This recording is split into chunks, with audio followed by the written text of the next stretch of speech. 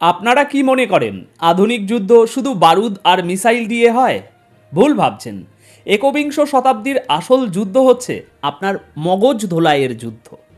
আজ 9ই ফেব্রুয়ারি বিশ্ব মিডিয়া এমন একটি ভিডিও ফুটেজ দেখেছে যা পেন্টাগনের বাঘা বাঘা জেনারেলদের রীতিমতো চিন্তায় ফেলে দিয়েছে।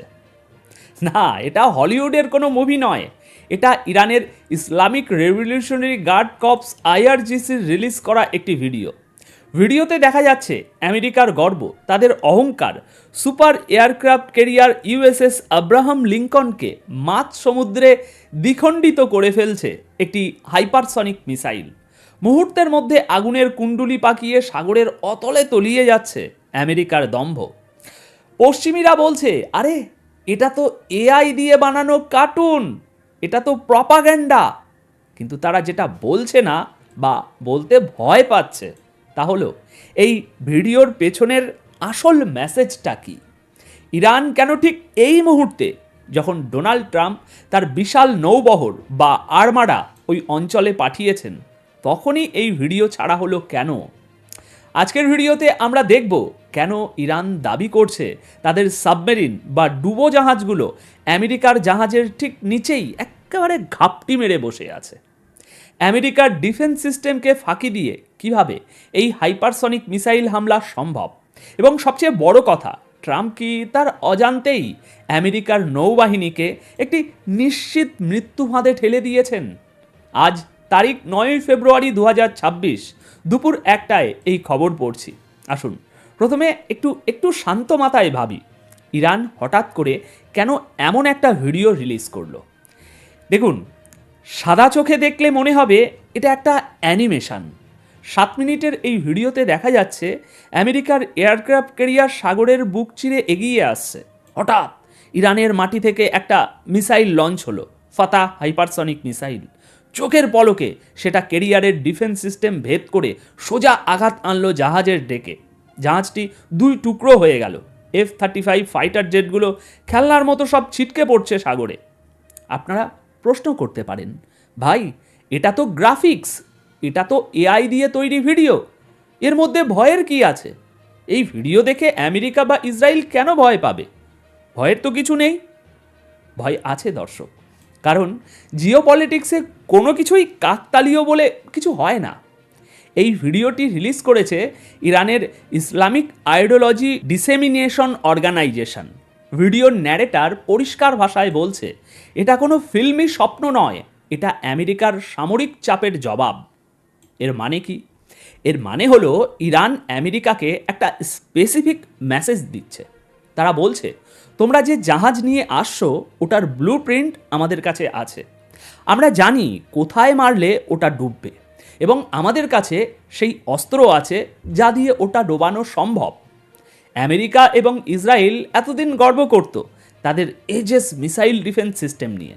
তারা বুক ফুলিয়ে বলতো তাদের জাহাজের আশপাশে মাছিও গলতে পারবে না। কিন্তু দর্শক, বাস্তবতা কি? আপনাদের নিশ্চয়ই মনে আছে, কিছুদিন আগেই আমি এই চ্যানেলে একটা এক্সক্লুসিভ রিপোর্ট করেছিলাম, আপনারা সকলেই দেখেছেন, এবং বিশ্ব মিডিয়াতেও তখন তোলপাড় হয়েছিল। ঘটনাটা কি ছিল? এই 2 দিন আগের ঘটনা। ইরানের মাত্র কয়েক হাজার ডলারের একটা সামান্য ড্রোন আমেরিকার এই তথাকথিত নিশ্ছিদ্র নিরাপত্তার 2-3টে লেয়ার ভেদ করে সোজা তাদের নৌবহরের মাথার উপর চলে এসেছিল। ড্রোনটা শুধু আসেইনি, ওই নৌবহরের রিয়েল টাইম ফুটেজ বা লাইভ ভিডিও ইরানের কমান্ড সেন্টারে পাঠাচ্ছিল। আর সবচেয়ে লজ্জার বিষয় কি জানেন? আমেরিকার জাহাজের কোটি কোটি ডলারের লেজার সিস্টেম বা অটোমেটিক ডিফেন্স সব তখন যেন ডিপ স্লিপে ছিল। তাদের সিস্টেম কোনো রিয়াকশানই দেখাতে পারেনি। শেষমেশ মান বাঁচাতে আমেরিকা কি করলো? ওই খেলনা ড্রোনটাকে মারার জন্য আমেরিকাকে বাধ্য হয়ে তাদের কোটি কোটি ডলারের F-35 ফাইটার জেট ওড়াতে হলো। চিন্তা করুন তাহলে একবার, মশা মারতে কামান দাগা। যে ডিফেন্স সিস্টেম একটা ধীর গতির ড্রোনকে অটোমেটিক্যালি ডিটেক্ট করতে পারে না, F-35 ওড়াতে হয়, সেই সিস্টেম কি ইরানের হাইপারসনিক মিসাইল ঠেকাতে পারবে? হাইপারসনিক মিসাইল যা শব্দের চেয়ে 5 থেকে 10 গুণ বেশি গতিতে চলে, এবং মাঝপথে এরকম এঁকে বেঁকে দিক পরিবর্তন করতে পারে। আমেরিকার বর্তমান র্যাডার সিস্টেম বুঝতেই পারবে না মৃত্যু কোন দিক থেকে এলো, তার আগেই খেলা শেষ হয়ে যাবে। ইরান এই ভিডিওর মাধ্যমে তাদের চোখে একেবারে আঙুল দিয়ে ঠিক এই দুর্বলতাটাই দেখিয়ে দিল। ইরান যেটা করছে সামরিক পরিভাষায় একে বলা হয় ডিটারেন্স, অর্থাৎ শত্রুকে যুদ্ধের আগেই বুঝিয়ে দেওয়া যে আমার আঙিনায় পা দিও না, পা দিলে সেই পা নিয়ে বাড়ি ফিরে যেতে পারবে না। এটা শুধু একটা ভিডিও নয়, এটা পেন্টাগনের টেবিলে রাখা একটা লোডেড বন্দুকের ছবি। কিন্তু ভয়ের আসল কারণটা কিন্তু আকাশ নয়, ভয়ের আসল কারণটা লুকিয়ে আছে জলের নিচে, এবং এই পয়েন্টটা পশ্চিমা মিডিয়া খুব সযত্নে এড়িয়ে যাচ্ছে। ইরানের ওই ভিডিওর দ্বিতীয় অংশটি আরও বেশি ভয়ঙ্কর। সেখানে টেক্সট এবং ভয়েস ওভারে দাবি করা হয়েছে ইরানিয়ান সাবমেরিন বা ডুবোজাহাজগুলো আগে থেকেই ওই এলাকায় জাল বিছিয়ে বসে আছে। চিন্তা করুন একবার, আমেরিকার ইউএসএস আব্রাহাম লিঙ্কন যখন আরব সাগরে প্রবেশ করছে তখন হয়তো তার কয়েকশো মিটারের মধ্যেই জলের গভীরে নিঃশব্দে ভেসে বেড়াচ্ছে ইরানের নিজস্ব প্রযুক্তির সাবমেরিন। ভিডিওতে বলা হচ্ছে যদি ওপরের মিসাইল হামলা থেকে কোনো জাহাজ বেঁচেও যায় তবে জলের নিচের শিকারিগুলো তাদের শেষ করে দেবে। এখন জিওপলিটিক্যাল ম্যাপের দিকে একটু তাকান। পারস্য উপসাগর বা আরব সাগর, এই জায়গাগুলো আমেরিকার জন্য মোটেই সুবিধাজনক নয়। এগুলোকে বলা হয় চোক পয়েন্টস। এখানে জল অগভীর এবং জাহাজ চলাচলের রাস্তা সরু। এমন জায়গায় আমেরিকার বিশাল বিশাল এয়ারক্রাফট ক্যারিয়ারগুলো আসলে একটা বিশাল টার্গেট। ইরানের সাবমেরিনগুলো ছোট, দ্রুত এবং অত্যন্ত শব্দহীন, সাইলেন্ট।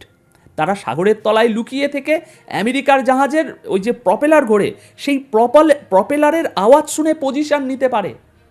আমেরিকা যতই দাবি করুক তাদের সোনার প্রযুক্তি সেরা, সাগরের নিচের এই ইঁদুর বিড়াল খেলায় সবসময় কিন্তু দর্শক ছোট এবং স্থানীয়রাই সুবিধা পায়।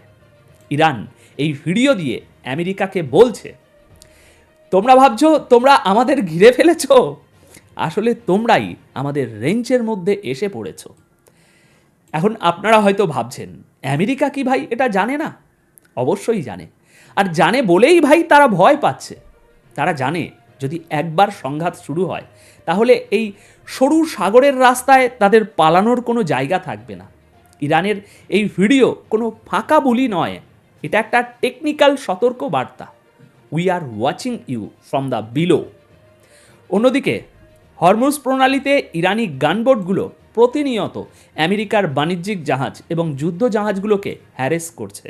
তারা এতটাই কাছে চলে আসছে যে আমেরিকার নাবিকরা খালি চোখে ইরানি গার্ডদের দেখতে পাচ্ছে।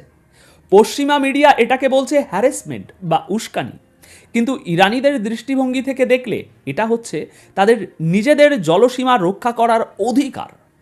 আমেরিকা হাজার হাজার মাইল দূর থেকে এসে এখানে যদি দাদাগিরি করতে পারে, তবে ইরান কেন তাদের চ্যালেঞ্জ জানাবে না বলুন তো দেখি।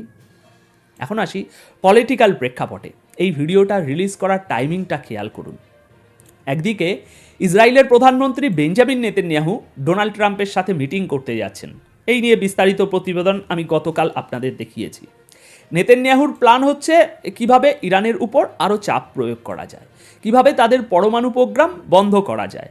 ঠিক সেই মুহূর্তে ইরান বলল, ওয়েলকাম, তোমাদের নৌবহরের জন্য আমাদের ফাতা মিসাইল এবং সাবমেরিন সব রেডি। আমেরিকার ডিফেন্স অফিসিয়ালরা এই ভিডিওকে থিয়েটার বা নাটক বলে উড়িয়ে দিচ্ছে, কিন্তু তাদের এই উড়িয়ে দেওয়াটাই প্রমাণ করে তারা কতটা নার্ভাস। যদি এটা শুধুই নাটক হতো তবে তারা এত দ্রুত রিয়াকশান দিত না। দর্শক, আমরাও কিছু কিছু সাইকোলজি বুঝি, তাই না? পশ্চিমা বিশ্বের একটা পুরনো অভ্যাস বা ভণ্ডামি আছে। তারা যখন সিনেমার পর সিনেমা বানায় যেখানে দেখানো হয় আমেরিকা, রাশিয়া বা মধ্যপ্রাচ্যের দেশগুলোকে একেবারে মাটির সাথে মিশিয়ে দিচ্ছে, তখন সেটা হয় বিনোদন, এন্টারটেনমেন্ট। আর যখন ইরান বা আমাদের এদিকের অন্য কোনো দেশ তাদের সক্ষমতা দেখানোর জন্য একটা ভিডিও বানায়, তখন সেটা হয়ে যায় বিপজ্জনক প্রপাগ্যান্ডা। কিন্তু দর্শক, মন খারাপ করার কিছু নেই, কারণ এই ভণ্ডামির দিন শেষ হয়ে আসছে। ইরানের এই মনস্তাত্ত্বিক যুদ্ধ প্রমাণ করছে যে আমেরিকা আর আগের মতো অজেয় শক্তি নয়। তাদের এয়ারক্রাফট ক্যারিয়ার, যা একসময় শক্তির প্রতীক ছিল, এখন হাইপারসনিক মিসাইলের যুগে সেটা একটা বিশাল বড় বোঝা বা লাইবিলিটি হয়ে দাঁড়িয়েছে। রাশিয়া এবং চায়না, যারা ইরানের স্ট্র্যাটেজিক পার্টনার, তারাও এই পরিস্থিতি খুব মনোযোগ দিয়ে দেখছে। ইরান যদি প্রমাণ করতে পারে যে আমেরিকার নৌবহরকে ঠেকিয়ে রাখা সম্ভব, তবে তা হবে গ্লোবাল পাওয়ার শিফটের সবচেয়ে বড় উদাহরণ। তাইওয়ান নিয়ে টেনশনে থাকা চায়না বা ইউক্রেন নিয়ে ব্যস্ত থাকা রাশিয়া, উভয়েই ইরানের এই সাহসী পদক্ষেপে খুব খুশি, আর খুশি হওয়াটাও খুব স্বাভাবিক। তাহলে এখন প্রশ্ন হলো, ভাই সামনে কি হবে? দেখুন, ইরানের এই ভিডিওর শেষে একটি ভয়ঙ্কর ওয়ার্নিং দেওয়া হয়েছে। সেখানে বলা হয়েছে আমেরিকার যে কোনো বোকামির কারণে এই সিমুলেশন বা ভিডিও এটা বাস্তবে পরিণত হবে। এর মানে পরিষ্কার, ইরান প্রথমে আক্রমণ করবে না, কিন্তু আমেরিকা বা ইসরায়েল যদি কোনো ভুল পদক্ষেপ নেয়, যেমন ইরানের নিউক্লিয়ার সাইটে আবার হামলা বা তাদের কোনো জেনারেলদের আবার টার্গেট করা, তবে সাগরের বুকে ভাসমান ওই বিশাল লোহার শহর, ওই ইউএসএস আব্রাহাম লিঙ্কন আগুনের গোলায় পরিণত হতে পারে। আমার ব্যক্তিগত বিশ্লেষণ হলো, আমেরিকা ফাঁদে পড়েছে।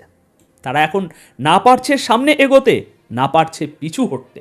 সামনে এগোলে যুদ্ধের ঝুঁকি, আর পিছু হটলে দুর্বলতার প্রকাশ। আর ঠিক এই সুযোগটাই নিচ্ছে ইরান। তারা পরমাণু আলোচনার টেবিলে বসে আছে, কিন্তু তাদের এক হাতে কলম আর অন্য হাতে হাইপারসনিক মিসাইলের ট্রিগার। আজকের এই ভিডিও প্রমাণ করে যে টেকনোলজি এবং সাহসের সমন্বয়ে ছোট শক্তিও সুপার পাওয়ারের চোখের দিকে তাকিয়ে কথা বলতে পারে। সেটাই এই ভিডিওর মূল শিক্ষা। এখন আপনাদের কি মনে হয়, আমেরিকার এই আর্মাডা কি সত্যি ইরানের হাইপারসনিক মিসাইলের সামনে টিকতে পারবে, নাকি আমরা অচিরেই মধ্যপ্রাচ্যের সাগরে পশ্চিমা আধিপত্যের সূর্যাস্ত দেখব?